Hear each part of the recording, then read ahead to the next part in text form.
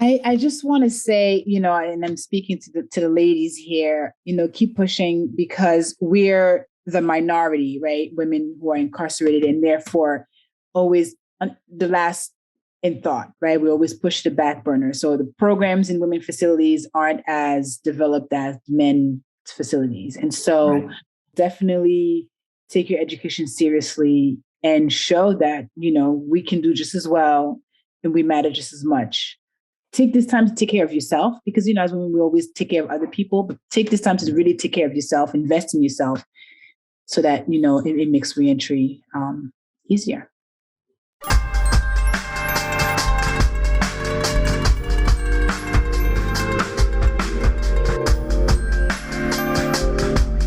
Before the video starts, I know you're sick of people asking you to subscribe to their channel, but it would really help me out if you did. Just click the red subscribe button. It's free, no spam emails, and it lets me and my guests know you appreciate what we're doing. Thanks.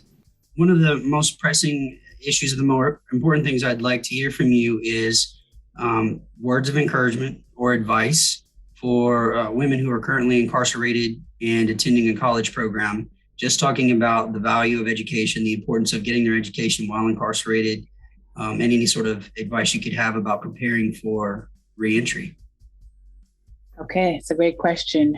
My first advice would be take as many courses as you can and ultimately try to finish, have a degree before you leave. Because while you're incarcerated, you have no one else to care for but yourself. And so that's an issue of concern for women, especially because if you're going home to, trying to get children back and have to juggle, getting housing, employment, and your kids, oftentimes education takes the back burner, where education should be in the forefront because that's what's going to help you get housing, Sure. Yeah. Employment, housing, and your kids back. So, I highly encourage our students in the women's facility here in New York to get a degree at least, because it allows women to get home and hit the ground running, right, and not have to start at entry level, but having a degree starts you up a little higher, especially if you're taking advantage of, whatever programs there are in your facility that you can then put on your resume. So you're not starting with zero experience. That would be my first advice. And to answer your question about the power of education while incarcerated, it's almost a way to undo your criminal conviction, right? Like it has enabled me and a lot of people that I know to, whereas we would have been overlooked, but because there's a degree attached to your name, which is something that no one can take away from you, right? I had my degree before I got incarcerated, so when I got released, my degree is still there. Still had the master's is still mine, and so if whatever I'm not there, to hear what the internal conversations are going on, in the background, but I always imagine it being something like, well, she's got a criminal conviction, yeah, but she also has a master's degree, right. And yes. Counterbalance that. Education definitely opens doors that would otherwise remain closed to us when we're incarcerated. So I cannot stress the importance of getting your education, continuing your education, going all the way. Yeah, I agree that it has that feature of balancing out the criminal conviction. Depending on the industry, what kind of degree, what kind of crime, there's some relativity with the variables, but for the most part, having a degree and having a lot of education certifications behind your name balances out whatever they might be concerned about, relative to your criminal conviction. Correct. Yeah. So for you, what was life like before your incarceration experience? Leading up to it, what was life like for you? Yeah, life was as normal as life can be. I mean, I was a school teacher prior to my incarceration. So as I mentioned, I had a master's degree. I was working a full-time job, going to school to continue my education, having regular family life. And then a traumatic experience led me to prison. And while there, I realized that the majority of the women who were there had also experienced a traumatic, event or events, for years, abuse or, rape, etc., that ultimately led them behind bars. And so it awakened in me something that wasn't there before in the sense of, compassion and really wanting to understand women and how women who get incarcerated. And so, and really being an advocate, for women who are incarcerated and women who are returning to the community, because whatever the issues were that led them there don't get fixed while they're inside, right? And so there's still very much a lot of support that's needed when they're coming home. So you had the trauma that was prior to incarceration, the trauma that you suffer while incarcerated, and then they're released. So there needs to be a lot of support there. So I try to do a lot of work around the support and advocacy for women who are returning. Yeah, and you said two distinctive things there.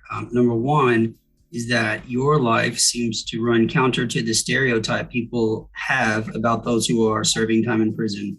The stereotype being that you or I, or we lived a whole life that was indicative of the criminal lifestyle, that one could look at our life growing up and predict where we would end up in prison. But that was not the case for right. you. It's some of the others that I've talked to in the past, it's also not the case. It runs counter to that narrative we often hear. The other thing you said was that your experience with the women is that they also, many of them had also experienced something traumatic. And that's something I think that's probably qualitatively different about the women's experience versus the men's, is different kinds of traumatic experiences that they went through and some of the things that led them to becoming incarcerated.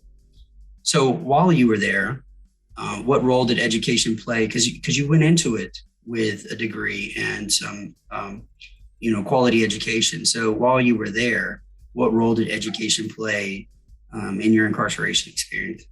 Mm-hmm. So I was like the walking big billboard for the college programs, right? I couldn't participate, obviously, because I had a degree, but I got everybody I could into it. So and starting at the GED level. So tutoring people on my unit to make sure that they could get their GED so they could then go into the college program, grabbing people that already had a high school diploma or who were just finishing their GED to go into the college program. I mean, I was like, a fierce advocate of education for all the reasons that I've mentioned, right? Because I knew that having an education would make reentry so much easier. And to me personally, it also, because I was an educator, it made me feel like, it made me feel like I still had a purpose. And then upon reentry, being able to channel all that and now have a new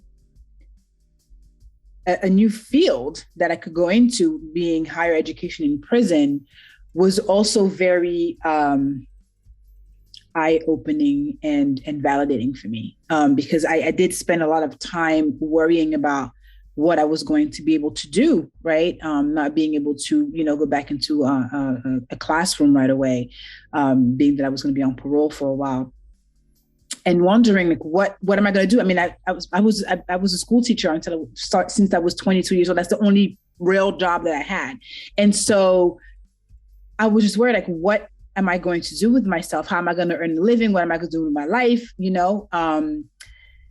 But upon reentry, like 2 months after I came home, I was approached and made aware of a position of academic coordinator with the Hudson Link program.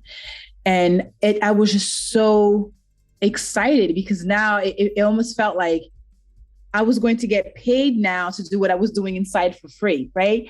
Yeah. And so it was just perfect and also valid because then I got to meet formerly incarcerated leaders across the field, people that hold doctorate, people who were executive directors, and that just showed me that there was a space for me, right? And encouraged me. So many of these people are now my mentors, and I'm just finished next week is my last class, my first semester of my doctoral degree. I'm getting an EDD, and I'm just really finding my space, you know. And so that's what education, while inside it, although I wasn't part of the college, you know, in prison program, but I was very much, you know, around it. So like all the professors, all the, you know, staff knew me, you know. So it was just like a no-brainer once I did that. Upon release, like everybody was just kind of like, obviously, yes, that makes sense. Yeah. So do you have a research topic picked out for your doctorate? I think it's pretty awesome, by the way, that you're doing the doctorate of education, because I did too. Do you have a topic picked out? I do. Well, I'm still narrowing it down. I know it will have to deal with higher education in prison. That's for sure. I'm really leaning towards looking at how the concept of possible selves plays a role in higher ed, especially because I'm a staunch advocate for having formerly incarcerated faculty members teaching in college and prison programs, and for the use of material that's, you know, written by formerly incarcerated, you know, people or people who are currently incarcerated, because I really think that there's value for students to see, because I know I got to a point where I was like, what am I going to do with myself? And so had I been in contact while I was inside with people who had sat, you know, in those prison classrooms or on a unit, and now were, like I said, executive directors and doctors, et cetera, I wouldn't have had that worried. And so I really feel like there's a sense of hope that's created when we bring back, you know, professors who have similar lived experiences. Yeah, excellent. So because of COVID, I did not get to go inside the prison to do my research. Initially, I was going to do a quasi-experimental study on the inside. But because of COVID, I had to turn that into an internet survey of formerly incarcerated folks. I was looking at intellectual virtues like open-mindedness, humility, moral reasoning, and seeing if there was any relationship there between their level of education. So I'm a fan of whatever research we can do, you know, on higher education in prison. And you and I are part of a growing, you know, movement of people that are really pushing for that kind of research. So I look forward to you finishing that. Thank you. So you had these concerns about what you were going to do when you got out, but you connected to people like Hudson Link. In my life, even though I had a decent network and I had some education behind me, there were still some reentry challenges and obstacles that I had to face, like housing and whatnot. Were there any of those sort of collateral consequences that you had to deal with when you were released? Well, I was blessed that I did not have to deal with that. I had very supportive family and friends throughout, you know, my incarceration. So no, I did not. I went home to mommy and daddy's house, you know, with a closet full of clothes and refrigerator full of food. And so I did not, like, I went, I mean, I didn't, like I said, I didn't even go out looking for a job. Job kind of came and found me, but my plan was to, you know, go home and enjoy the summer. Like I came home in May. And so I was, you know, I'm going to enjoy the summer, especially because I had been a student with summers off. And then the school teacher with summers off. So it was just like instinct, like, okay, it's May, so I'm going to enjoy June, July, August, etc. And then like around September, I'll try to start looking for a job because I'm not someone who can just stay idle, but not because I needed to, So I really recognize the privilege that I had in that sense with reentry. That made reentries that much more easy for me. Yeah, it's the support that really does make a difference. Absolutely. Anecdotally, just stories that we see, but also research evidence bears that out, that people who have at least some sort of mentor structure or support structure, the transition is so much easier into the free world. I deal with that quite a bit, especially for some of the guys who have served long sentences, that just having someone like myself or others to just talk to and ask questions, get advice from is valuable. And by the way, my life is also structured around semesters. The way I think through my future and life is spring, summer, fall, spring, summer, fall. That's just how I do everything. Yes. And I'm always counting on like Christmas break, spring break. I just structure my time. So you're doing the Doctorate of Education. You're already working in higher ed in prison. So what do you see yourself doing moving forward into the future? That's a really good question. I've been asked a lot lately, obviously, right? Like there's a question that schools ask you as you interview for doctoral programs, et cetera. So the short answer is I'm not sure.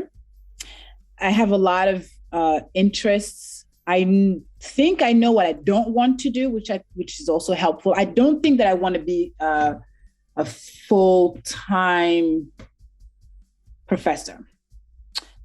I'm not completely ruling it out, but I don't know that that's something that I would. I do know that I do like to teach. So I'm not completely ruling out, being in the classroom. So adjunct professor, et cetera, things like that, which I do right now anyways. It's in the facilities. But I would also like to teach on campus because, to undo the stigma. The stigma is heavy, right? And so I think there's also value in being on campus. I know that I'm very passionate in advocacy. So there's also that. But I don't know. I don't know that I've seen yet someone with a job that makes me go, oh, that's what I want to do. Right. Like so it might just be that I will do a bunch of things like I'm doing now, because I do have a lot of interest, a lot of passion, and my experiences are different. Yeah, I have a hard time nailing down exactly where I want to go with certain things, although I do love to teach. I know that. I was also offered the chance to teach on a free world campus a few years ago, and I said no because I just didn't want to deal with that drama. In this ironic sort of way, I felt like I could just relate a lot better to the students in prison. Yeah. And I felt comfortable doing that. And when I was speaking to Martin Leyva, he's out in California, he teaches on campus. I think he's taught at UC Berkeley and some of the UC campuses. And he mentioned the same thing you just did about, breaking the stigma that people might have about people who have served time. And I had never thought of the student's perspective of having someone like myself or formerly incarcerated and how that might change things in the public's eye, on campus. Mm-hmm. So I might be open to that at some point. But for the last 10 years, I've just really taught in the prisons. Yeah. So you did mention at some point that you're developing a curriculum that you would like to be taught. What's going on with that? Yeah. So that's my current job. I'm a curriculum director for the Racial Justice and Abolition Democracy Project at Columbia University. And so the goal of this project is to create a curriculum that will then be shared across colleges and universities, throughout the nation, also be offered in carceral spaces and in the community, because, the belief is not only people who are in college should have this information, access to this information, right? So then there's partnering with community-based organizations that will also occur. And so it's been, I mean, it was just started over the summer. So we have like a 3-year grant to complete it, but it's been very interesting because there's a lot of collaboration with other schools, and we're also very conscious to make sure we get input from students who are currently inside and students who've been released, to get input, on what to include in the curriculum. So that's been really, really interesting. The students that I have access to right now, in my classes are really excited about it, and they always have like a lot of ideas, and the overall feeling has been, no one asks us anything. So the fact that, we're being asked, like, what do we think? What do we want to learn about? What are some books that we've read that we think should go into the curriculum? They're absolutely loving it. Yeah, I've dealt with that sort of thing where decisions are being made on behalf of the students. Yeah. And they're adults. It is a different situation than teaching children. They are adults, and the prevailing theory is that vocational and career technical ed is what is best suited for people incarcerated. And that sort of irritates me quite a bit. I'm not opposed to that sort of education, but I think there should be a both and approach. Not everyone in prison plans to go into the trades industry, like Stanley Andres being a case in point, who is an endocrinologist.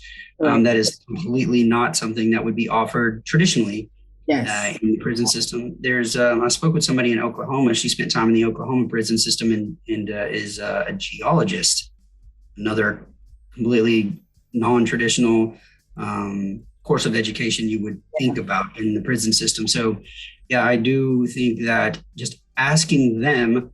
I know someone who wants to be an astronaut and, is formerly incarcerated and is going through that process.